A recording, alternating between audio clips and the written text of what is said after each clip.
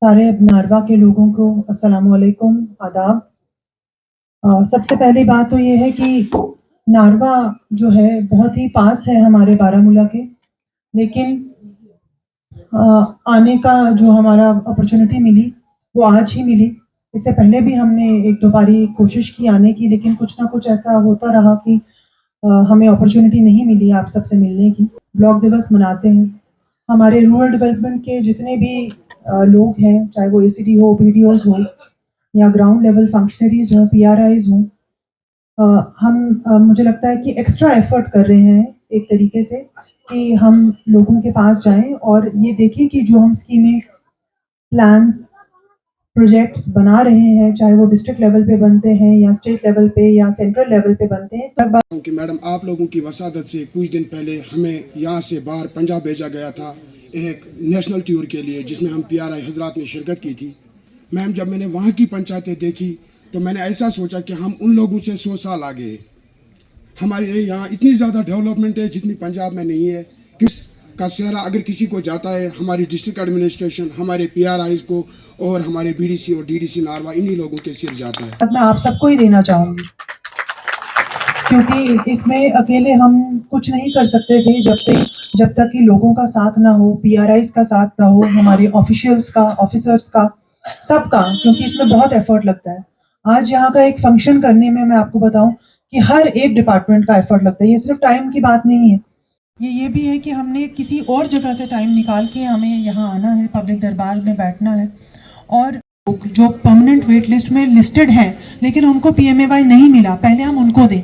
इंशाल्लाह मैं सोचती हूँ कि और समझती हूँ कि आगे भी जितने और भी बेनिफिशियरीज एलिजिबल बनेंगे उनके लिए भी कोई स्कीम आएगी सिमिलर पैटर्न पे और उनको भी लिया जाएगा। अभी फ़िलहाल हमारा फोकस परमानेंट वेट लिस्ट के लोगों का है। ग्राउंड्स की आपने बात की, डिस्पेंसरियों की बात की या पीएचसी, सीएचसीज की बात की।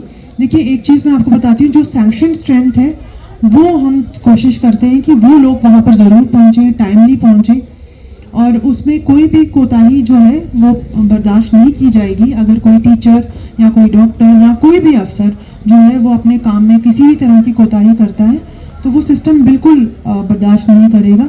लेकिन इसके साथ साथ आपको भी ये समझना है कि जहाँ पर जितनी सैंक्शन स्ट्रेंथ है उसके अलावा अगर आप चाहते हैं कि नया ही उसको अपग्रेड हो जाए तो वो हमारे हाथ में नहीं होता। हाँ, नेसेसिटी के बेस पे, सप्लाई डिमांड के बेस पे हम जरूर इसको आगे गवर्नमेंट के साथ जरूर टेकअप करेंगे। चल रहा है मूजूब नुकसान पावर कहें क्या सोन एग्रीकल्चर वनस दानस आब वाता कहें मूजूब कि पावर वनस मिला वक्त पे कहें फिक्र तरह क्या दलील पतम लट गो हार्टिकल्चर, आज गो एग्रीकल्चर नुकसान। इस पे बात करनी बहुत इंपॉर्टेंट है। जो सप्लाई हमें आ रही थी उसमें कमी हुई है, उसकी स्टेबलाइजेशन चल रही है। स्टेट गवर्नमेंट, यूटी गवर्नमेंट कोशिशें कर रही है कि इसको स्टेबलाइज किया जाए। तब तक हमने इरिगेशन डिपार्टमेंट को ये बताया हुआ है कि किस तरीके से एक प्लान बनाएं ताकि रात को जब काट्स काम होते हैं लोगों में एक, जिसको ये बता रहे हैं कि एक फेस्ड मैनर में कुछ लोगों को पहले और कुछ लोगों को बाद में पानी जो है इरिगेशन फैसिलिटी प्रोवाइड की जाए ताकि आप लोगों का कोई इरिगेशन सीजन में नुकसान ना हो। ये मैं आज ब्लॉक दिवस के माध्यम से लोगों को भी बताना चाहती हूँ कि जिस टाइम पे बिजली है उस टाइम पे पूरी तरीके से इरिगेशन का इस्तेमाल करें। शाम को खासकर जो है इरिगेशन फैसिलिटी का ज़्यादा इस्तेमाल करें।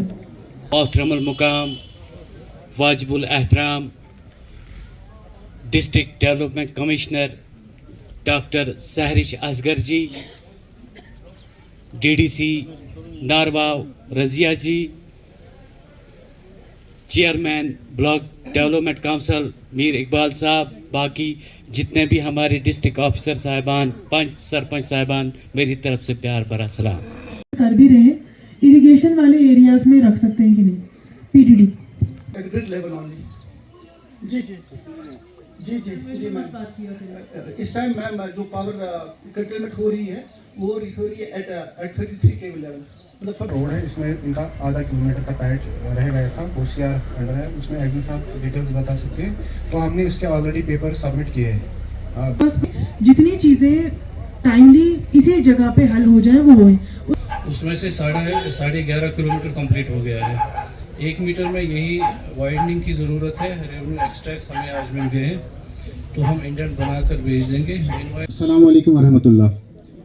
पहले तो मैं आपका शुक्रिया अदा करना चाहता हूँ। This is the first time in history कि एक डीसी साहिबा हमारे गांव में आई है पब्लिक मीटिंग के लिए, तो आपका बहुत बहुत शुक्रिया।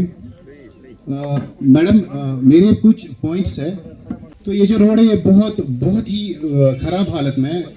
मुझे उम्मीद है कि आपको एसी कार में बैठ के भी इस रोड की जो बदतर हालत है वो आपको अंदाज़ा हो गया होगा। एंड आई होप कि आपकी नोट्स में लाने के बाद, ये मेरा ड्रीम था madam, we have invited you many times. हम यहाँ पे डिस्ट्रिक्ट लेवल के टूर्नामेंट्स कराते हैं। We have a cricket ground here, although हम उसको क्रिकेट ग्राउंड मिनी स्टेडियम कहते हैं, मगर मैं चाहता हूँ कि अगर आप एक बारी आज ना उसमें विजिट करें और आप अपनी आंखों से देखें क्या वो ग्राउंड कहलाने के लायक है, क्या वहाँ पे खेलने के लायक है वो या नहीं। प्लीज़ आप खुद देख लीजिए। आज 20 लाख का उसमें हमें फंड्स अलॉटमेंट है। 3 लाख के ऑलरेडी उसके जो कम्युनिटी वॉशरूम्स है उसके लिए टेंडर आउट भी हो गया है। तो इंशाल्लाह वी होप कि उसका टेंडर आउट हो गया, और जो बाकी है वो एसीडी साहब बता देंगे कि उसकी टेंडर कब हो जाएगी। जो 15 लाख है हमारे सीडी पंचायत में उसका है वो अप्रूवल के लिए डायरेक्टर को गया है। मैम जैसे ही अप्रूवल आता है हम काम स्टार्ट करेंगे। ठीक है, जो सरकार ने जो इम्पोर्टेंस फॉरेस्ट को भी दी है, खेलना तो इम्पोर्टेंट है लेकिन फॉरेस्ट भी इम्पोर्टेंट है। बिल्कुल। And I have to maintain a balance. ये नहीं कि खेलने के लिए फॉरेस्ट काट देंगे। सॉरी, फॉरेस्ट का मतलब होता है डिमार्केटेड वो जमीन जिसपे आगे फ्यूचर में भी पेड़ उगाए जा सकते हैं। ठीक है ना। कुछ डिमांड्स है जो ब्लॉक लेवल की डिमांड्स है, तो आई होप कि मैडम इनको नोट करेगी, और मैंने ऐसी डिमांड्स लिखी है जो मैडम यहाँ पे डिसाइड कर सकती है, फुलफिल हमारी नीड्स कर सकती है। पहली बात जो हमारी टूरिज्म को लेके, हमारे ब्लॉक में बहुत सारा काम हुआ। कोई ये नहीं कहेगा कि मैं ऑन टेबल कहता हूँ कि यहाँ पे काम नहीं हुआ, यहाँ पे बहुत काम हुआ। अब वो टूरिज्म को हेड कर रहे हैं, तो मुझे लग रहा है तो ये जो हमारी जो डिमांड है ये यहाँ पे फुलफिल होगी। कुछ डेस्टिनेशंस हमारी है जो बहुत ब्यूटीफुल है। पहली बात है गुआस टंगडोरन, हमारी एक जगह है जो पॉस्चर लैंड है।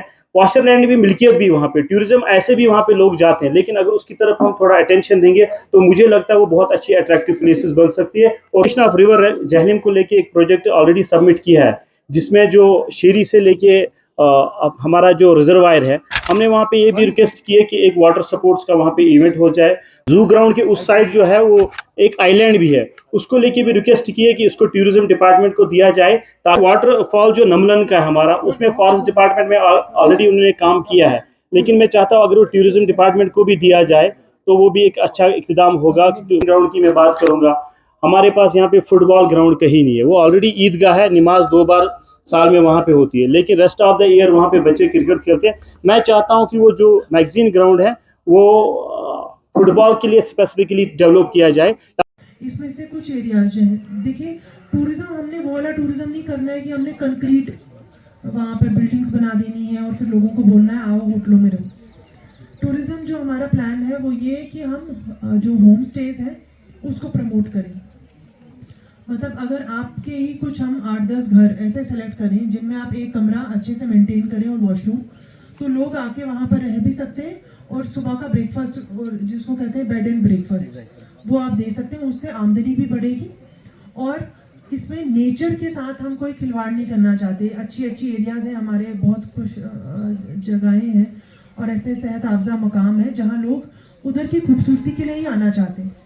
एक तो हम होम स्टेज, दूसरा जो ट्रैकिंग आपने कहा उसको हम प्रमोट करेंगे कि ट्रैकिंग रूट्स, होम स्टेज और जो छोटा सा कैफेटेरिया, अगर कोई वहाँ पार्क है जैसे इको पार्क है, वो तो हमने उस पर काफ़ी इन्वेस्टमेंट की, लेकिन कोई एक नेचुरली कोई पार्क्स हैं, बता दिया मैडम, एक आइलैंड है बहुत, हाँ तो दैट वुड बी बहुत अच्छा जी, वो वाला आप एसीआर साहब, लेकिन आप बहुत सारी जगहों को नहीं सिलेक्ट कीजिए, आप पहले एक दो को पायलट जो हमने प्लान बना रहे हैं उसमें डाल दीजिए। उसका 3 साल से काम चल रहा है लेकिन अभी तक वो कंप्लीट नहीं हो रहा है।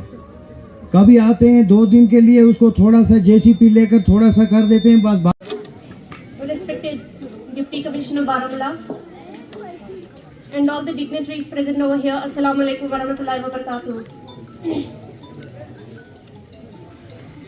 सबसे पहले तो मैं ये कहूँगी कि मोस्ट ऑफ द डिमांड जो हमारे सरपंच साहब है यहाँ पे बैठे हुए, यहाँ पर हमारे PRI मेंबर्स हैं, उनने अपनी मोस्ट ऑफ द डिमांड्स तो बोल दी है। और हमारे BDC साहब भी, उन्होंने भी एक बहुत ही एक्सटेंसिव लिस्ट यहाँ पे अपनी डिमांड्स की रखी। तो जो 1-2 पॉइंट्स मिस हुए मैं वो बताना चाहूँगी आपको मैम। बेसिकली हमारा शीरी जो है जैलिम के साइड पे हमारी बहुत सारी पॉपुलेशन है वहाँ पे।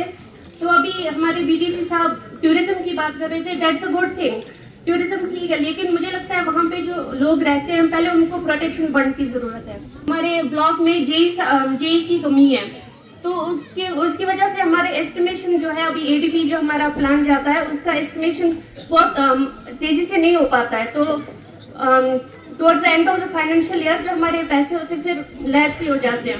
मैं आपकी नोटिस में ये चीज़ लाना चाहूँगी कि एज ए DDC मेंबर जो कल नोटिस निकाली गई कि यहाँ पे ब्लॉक दिवस हो रहा है, वहाँ उस नोटिस में हमारा नाम नहीं है। हमारे ब्लॉक नारवा में कोई भी काम होता है, DDC मेंबर को कोई किसी भी चीज़ की पता नहीं होती है। मुझे फिर वर्कर से पता चलता है कि मैडम वहाँ पे ऐसे काम था, वैसे काम था, DC साहब आ रहे हैं या कुछ काम है तो आप आए नहीं। तो मुझे मैम वो अपने वर्कर से पता चलता है। अगर आप नोटिस देखेंगे ब्लॉक दिवस आज तो नारवा में भी है और रफियाबाद में ही है, तो उन 2 नोटिस में आप डिफरेंस खुद देखेंगे।